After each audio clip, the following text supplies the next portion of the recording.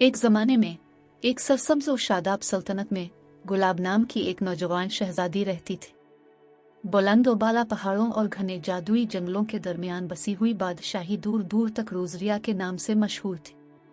रोज़ारिया एक ऐसी सरजमीन थी जहाँ साल भर फूल खुलते थे और हुआ हमेशा उनकी मीठी खुशबू से ममूर रहती थी।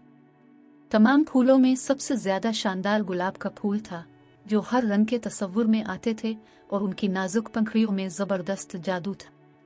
शहजादी गुलाब अपने चारों तरफ फूलों की तरह सेहर अंगेज था।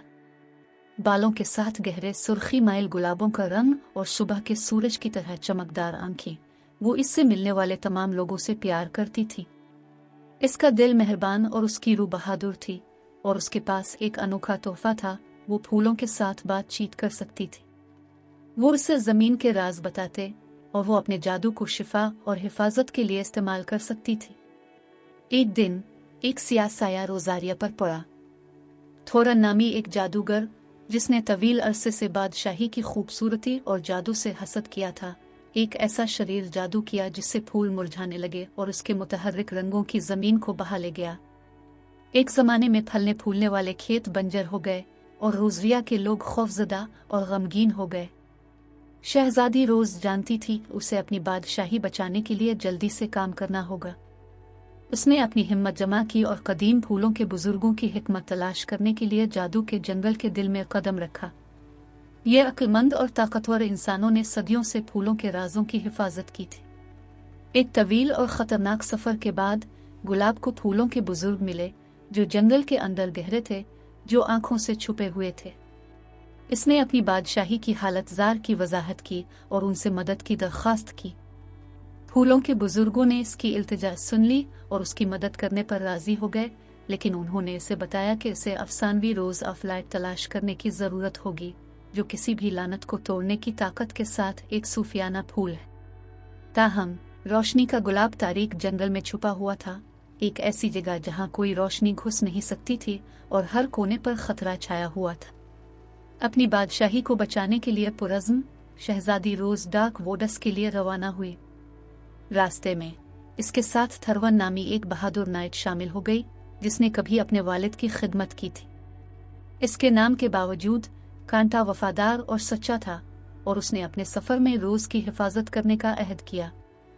एक साथ उन्होंने बहुत से चैलेंजों का सामना किया। उन्होंने गद्दार दरियाओं को अबूर किया, कांटेदार अंगूरों की भूलभुलैया से गुजरे और अंधेरे जंगल की हिफाजत करने वाली खौफनाक मखलूक से जंग की।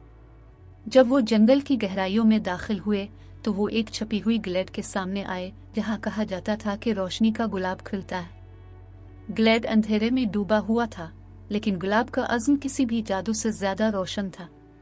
वो ग्लेड के मरकज तक पहुंची और फूलों के साथ उसके ताल्लुक से रहनुमाई करते हुए रोशनी का गुलाब पाया। इसकी पंखुड़ियां एक खालिस दीपतमान रोशनी से चमक रही थी, जो उसके इर्द गिर्द के अंधेरे को दूर करती थी।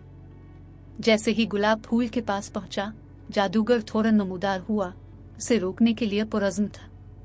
एक जबरदस्त जंग हुई, लेकिन थोरन की बहादुरी और रूस के जादू से वो जादूगर को मात देने में कामयाब हो गए। गुलाब ने रोशनी के गुलाब को पकड़ लिया और उसके जरिए अपने ताकतवर जादुई इजाफे को महसूस किया।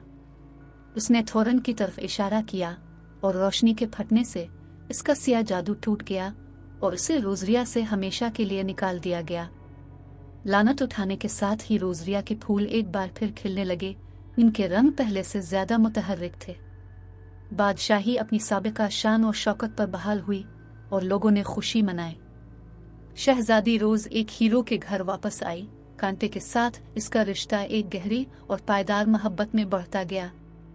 इस दिन के बाद से शहजादी रोज रोज़रिया की निजात दहिंदा रोज शहजादी के नाम से मशहूर थी। इसने हिकमत और फजल के साथ हुकूमत की, हमेशा उन फूलों की रहनुमाई की जिन्होंने इसके सफ़र में उसकी मदद की थी।